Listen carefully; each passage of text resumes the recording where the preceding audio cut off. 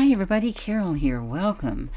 Today I have 5 more cards to go with the 10 cards I've already made from the card kit of Simon Says Stamp July.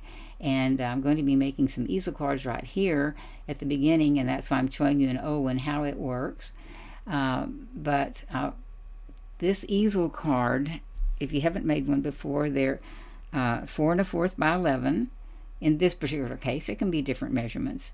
I square it right down the middle, which is 5 1/2, and then half of the next half, which puts it at 8 1/4. And when you fold those up and burnish them, you can see how the card props up. Of course, you've got to have something to stop it from sliding down, so you put some sort of a stopping mechanism. Now the black is 4 1/4 by 6 1/2. And the red is 3 1/2 by 6 1/4, and the picture's slightly smaller than that. I cut one of the pictures, a 6 by 6 picture that's in the kit, a stack, and cut it in half. So that would make that one 3 inches wide. And so the red card went down all the way to the base of the black with trim around the other 3 sides, and then the picture itself goes down just slightly, almost to the bottom.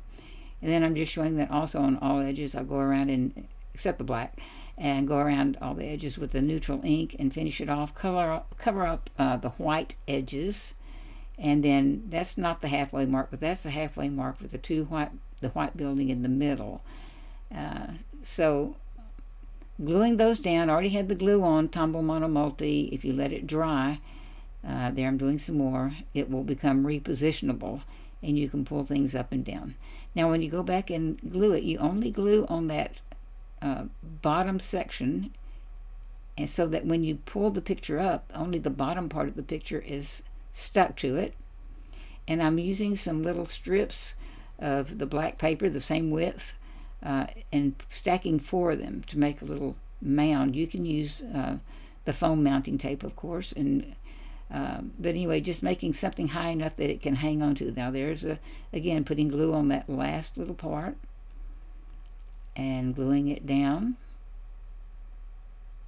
and then showing how it sticks, and that's how it holds up behind the little block that you have there.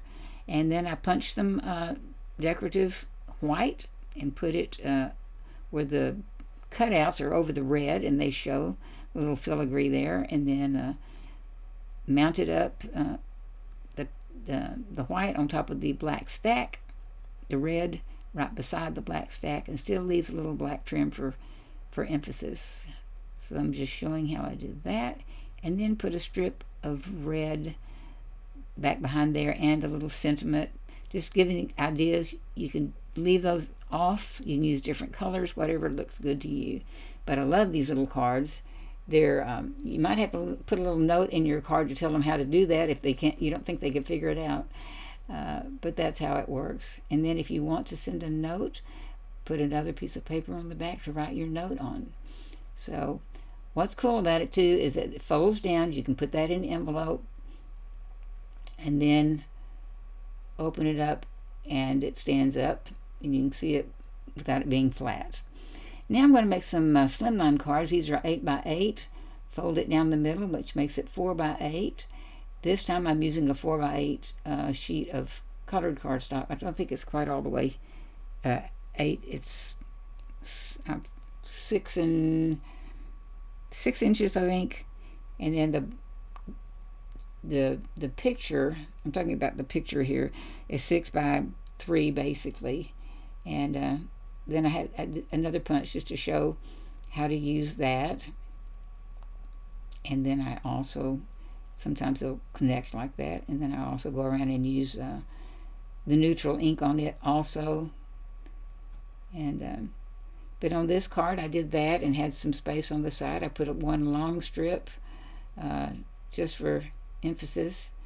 Moved the picture down far enough that I could put on a sentiment on the side, and I love that little picture, so cute. In the kit they'll have a couple of sheets that have slimline pictures on them that you can cut apart. So here we go again with the same blue paper, and this has more pink in it, so no, I take that back. It's the next one. This has more of a orangey bronze color in it, and just a little sentiment.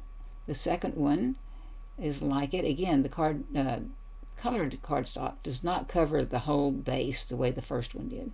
And again, put the pink with the pink.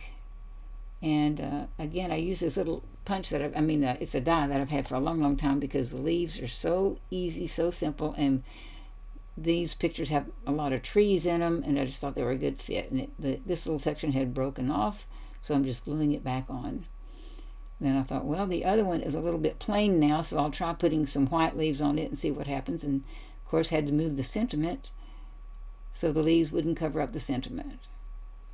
But all in all, I think they turned out really pretty and easy. Using that picture stack is easy. So, I hope you enjoy. I hope you get some inspiration. Certainly you can do these so many different ways. But I'll put a link at the end for the other 10 cards that I made just a few days ago, so you can see the difference. There aren't any easel cards in it, and there are the measurements if you need to refer to those.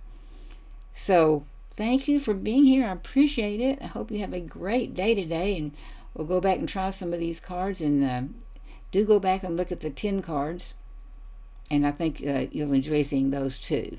So have a wonderful day again, and thank you so much, and we'll see you next time. Bye-bye.